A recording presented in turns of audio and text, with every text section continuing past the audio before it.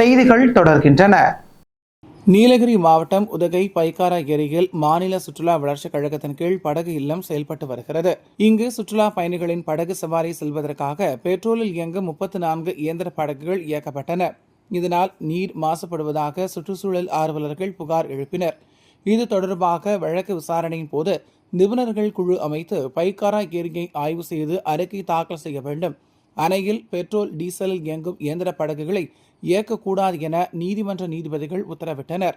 இதனைத் தொடர்ந்து கடந்த மாதம் பைக்காராவில் படகு சவாரி நிறுத்தப்பட்டு படகு இல்லமும் தற்காலிகமாக மூடப்பட்டது.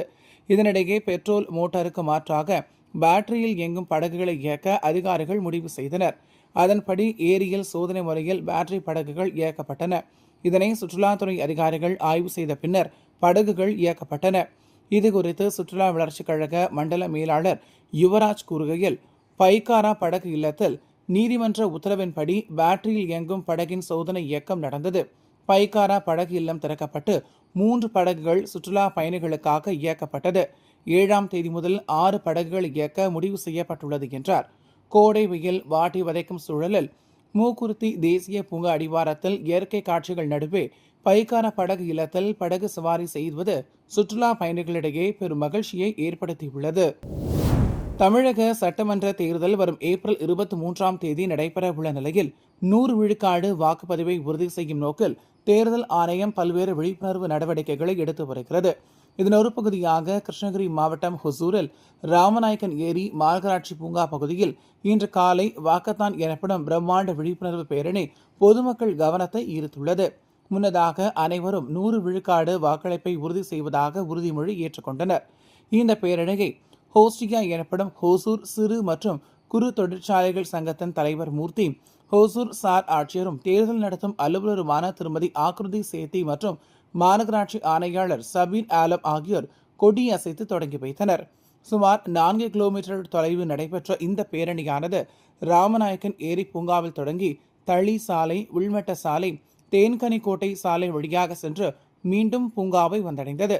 இந்த பேரணியில் எனது வாக்கு விற்பனைக்கல்ல, தவறாமல் வாக்களிப்போம், 100 விழுக்காடு வாக்குப்பதிவு, வலிமையான ஜனநாயகம் போன்ற விழிப்புணர்வு வாசகங்கள் அடங்கிய பதாகைகளை ஏந்தியபடி திரளான பொதுமக்கள், தன்னார்வலர்கள் மற்றும் அரசு ஊழியர்கள் உற்சாகத்துடன் கலந்து கொண்டனர்.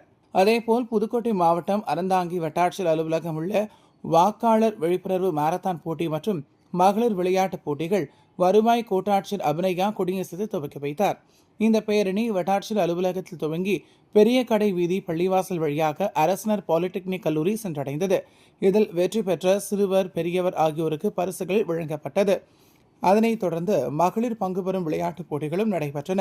அதில் வெற்றி பெற்ற அனைவருக்கும் பரிசுகள் வழங்கி பாராட்டப்பட்டது.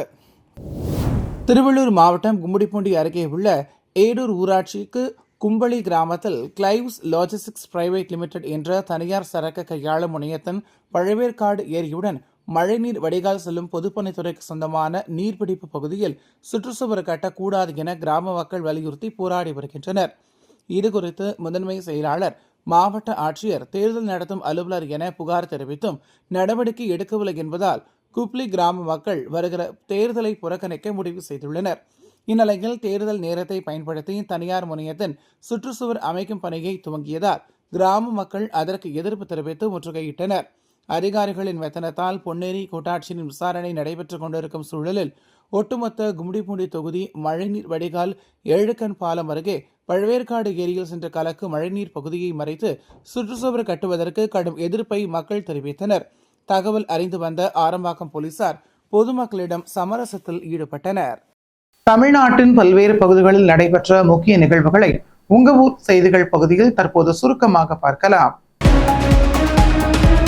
வருகிற சட்டமன்ற தேர்தலில் தருமபுரி மாவட்டம் பாப்பிரெட்டிப்பட்டி தொகுதியில் திமுக சார்பில் போட்டியிடும் முன்னாள் அமைச்சர் பி. பழனியப்பன் பாப்பிரெட்டிப்பட்டி வட்டாட்சியர் அலுவலகத்தில் உள்ள தேர்தல் நடத்தும் அலுவலர் பி. கோவிந்தனிடம் தனது வேட்புமனுவை கூட்டணி கட்சியினருடன் தாக்கல் செய்தார். தொடர்ந்து வேட்புமனு தாக்கல் செய்து உறுதிமொழி எடுத்துக் கொண்டார். தொடர்ந்து செய்தியாளர்களை சந்தித்த முன்னாள் அமைச்சர் பி. பழனியப்பன் மதசார்பற்ற ஜனநாயக முற்போக்கு கூட்டணியின் சார்பில் திமுக வேட்பாளராக பாப்பிரெட்டிப்பட்டி தொகுதியில் போட்டியிடுகிறேன் என்றும் திமுக தலைவர், தமிழ்நாடு முதலமைச்சர் மக்களுக்கு எண்ணற்ற திட்டங்களை செய்துள்ளார். மகளிர் உரிமை தொகை, முதியோர் உதவித்தொகை மற்றும் பெண்களுக்கான விடியல் பயணம் என எண்ணற்ற திட்டங்களை கொடுத்துள்ளார். இதனால் திமுக அரசின் சாதனை மற்றும் கூட்டணி கட்சியினர் பலத்துடன் வெற்றி பெறவும் மக்களிடம் நல்ல வரவேற்பு இருக்கிறது. பாப்பிரெட்டிப்பட்டி தொகுதி மட்டுமல்லாமல் தருமபுரி மாவட்டத்தில் உள்ள 5 சட்டமன்ற தொகுதியிலும் திமுக அமோக வெற்றி பெறும் என தெரிவித்தார். தென்காசி மாவட்டம் ஆலங்குளம் சட்டமன்ற தொகுதி திமுக வேட்பாளராக மனோஜ் பாண்டியன் அறிவிக்கப்பட்டிருந்தார். இதனைத் தொடர்ந்து தேர்தல் பரப்புரையில் அவர் தீவிரமாக ஈடுபட்டிருந்த நிலையில் கடையம் பகுதியில் உதயசூரியன் சின்னம் சுவரில் வரையப்பட்டிருந்துச்சு. இதனை கண்ட கடையம் திமுக ஒன்றிய செயலாளர் ஜெயக்குமார் அப்பகுதிக்கு வந்து, இந்த வேட்பாளருக்கு ஆதரவாக எதற்காக உதயசூரியன் சின்னத்தை வரையறீங்க என்று கேட்டதோடு உதயசூரியன் சின்னத்தை அழித்து பெயிண்ட் டப்பாவை காலால் உதச்சி வெறியாட்டம் ஆடிய வீடியோ தற்பொழுது வைரலாகி வருகிறது. மேலும் சுவர் விளம்பரம் செய்யும் பொழுது தன்னிடம் ஏன் கேட்கவில்லை என்றும் வேட்பாளர் என்னை வந்து பார்க்கவில்லை என்றும் ஆதங்கப்பட்டதாகவும் கூறப்படுகிறது. மனோஜ் பாண்டியன் அறிவிக்கப்பட்ட நாளிலிருந்து இவருக்கும் மனோஜ் பாண்டியன் ஆதரவாளருக்கும் பனிப்போர் நிகழ்வதாகவும் கூறப்படுகிறது. திமுக வேட்பாளருக்கு எதிராக திமுக நிர்வாகி ஒருவரை ஆடிய இந்த வெறியாட்டம் தென்காசி மாவட்ட உடன்பிறப்புகளை அதிர்ச்சியில் உறைய வைத்துள்ளது. தற்பொழுது வேட்பாளராக அறிவிக்கப்பட்டிருக்கும் மனோஜ் பாண்டியன் முன்னாள் பேரவைத் தலைவர் PH பாண்டியன் மகன் என்பது குறிப்பிடத்தக்கது.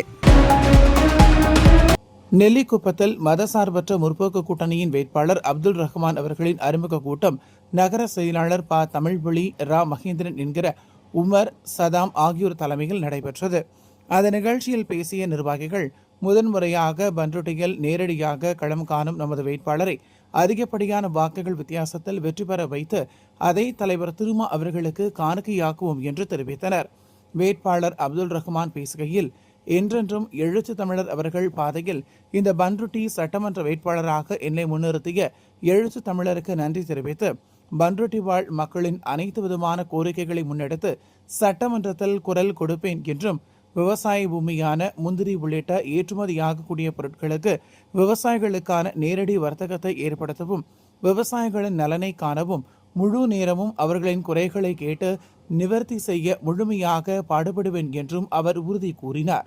இந்த நிகழ்வில் மாவட்ட செயலாளர் மா. அருள் செல்வன், தேர்தல் பணிக்குழு பொறுப்பாளர்கள் தி. ச. திருமார்பன், சே.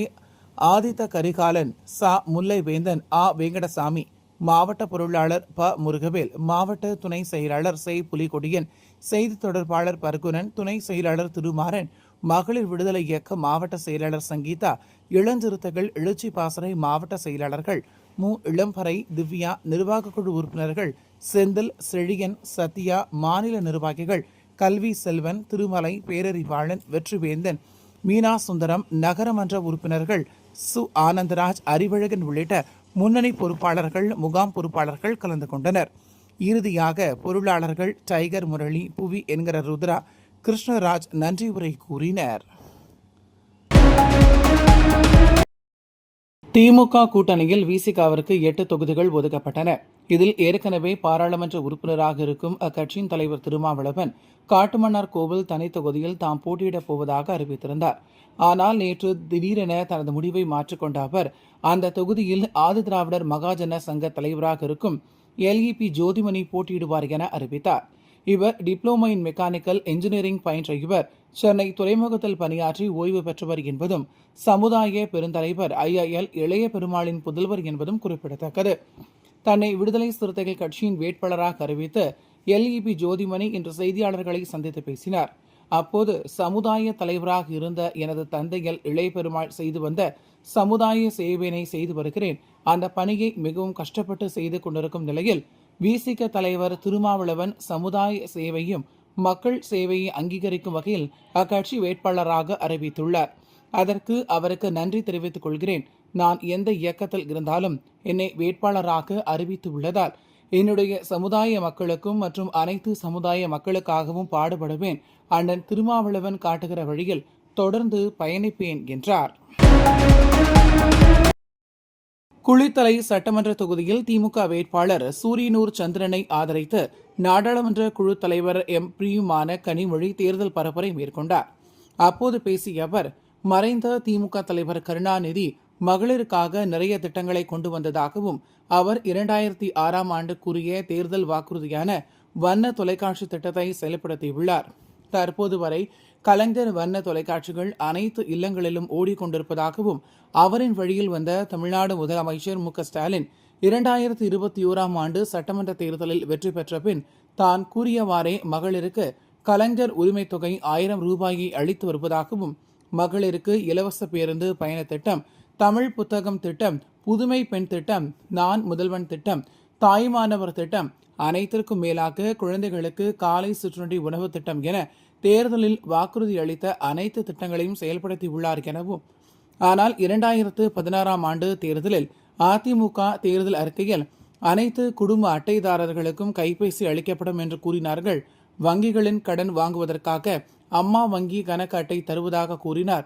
ஆனால் யாருக்காவது தந்திருக்கிறாரா என்றும், தேர்தல் வாக்குறுதிகளை முழுமையாக நிறைவேற்றாதவர்தான் எடப்பாடி பழனிசாமி என்றும், ஆனால் தமிழ்நாடு முதலமைச்சர் மு.க.ஸ்டாலின் தான் கூறிய அனைத்து வாக்குறுதிகளையும் நிறைவேற்றியுள்ளார் எனவும் பேசிய அவர், மீண்டும் திராவிட மாடல் அரசு அமையும் போது தமிழ்நாடு முதலமைச்சர் கலைஞர் மகளிர் உரிமை தொகையினை ரூபாய் 2000ஆக உயர்த்தி வழங்குவார் என்றும், வெறும் 8000 கூப்பன் அனைத்து குடும்ப அட்டைதாரர்களுக்கும் வழங்கப்படும் என்றும், தற்போதைய திராவிட மாடலின் அரசின் திட்டங்கள் அனைத்தும் மீண்டும் உங்களுக்கு கிடைத்திட உதயசூரியன் சின்னத்திற்கு வாக்களித்து திமுக வேட்பாளர்களை சூரியன் சந்திரனை வெற்றி பெற செய்ய வேண்டும் என கேட்டுக்கொண்டார்.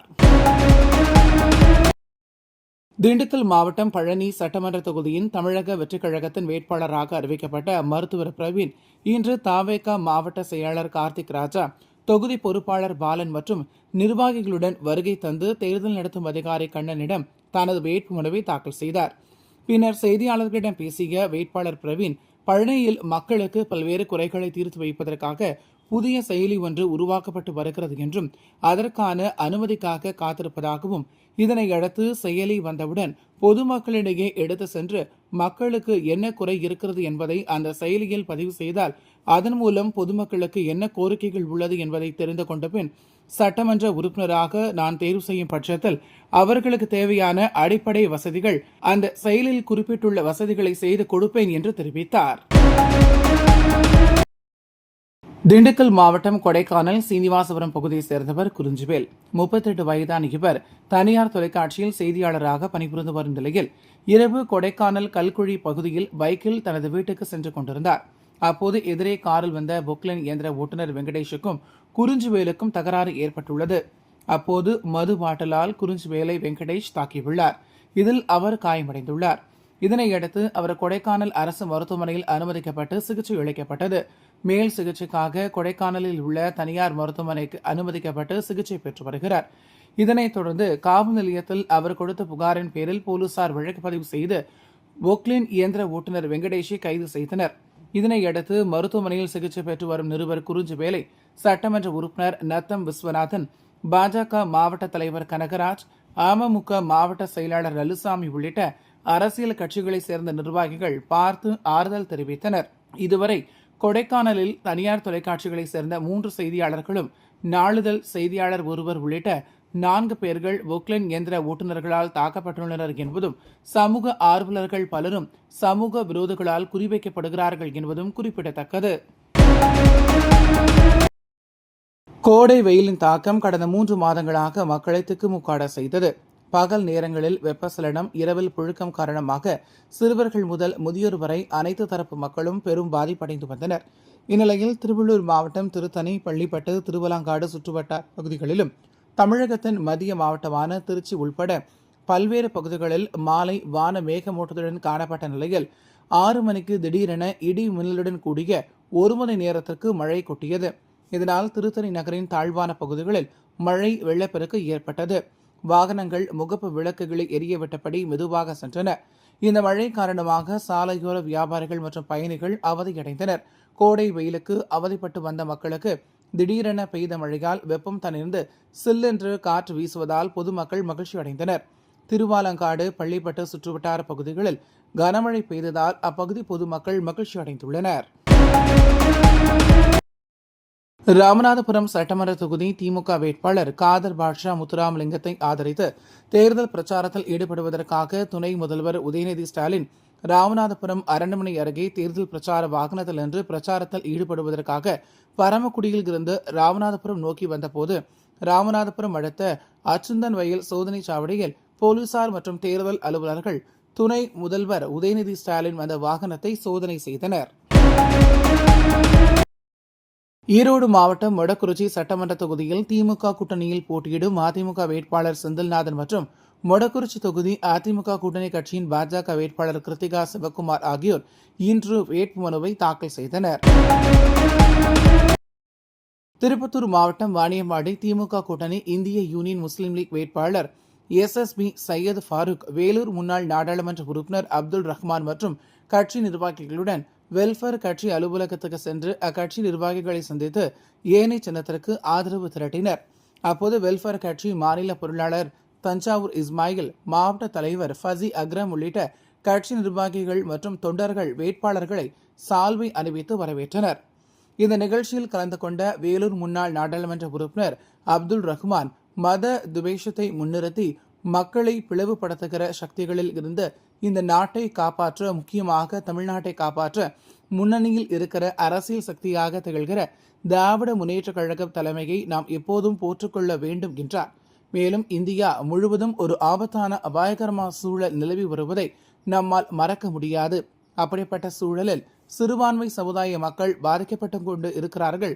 மற்ற மாநிலங்களிலே பார்க்கும்போது தமிழ்நாடு மாநிலம் மிகுந்த பாதுகாப்போடு சமத்துவ மனப்பான்மையோடு ஆட்சி புரிகிற திராவிட மாடல் ஆட்சி முதலமைச்சர் மு க ஸ்டாலின் தலைமையில் நடைபெற்றுக் கொண்டிருக்கிறது.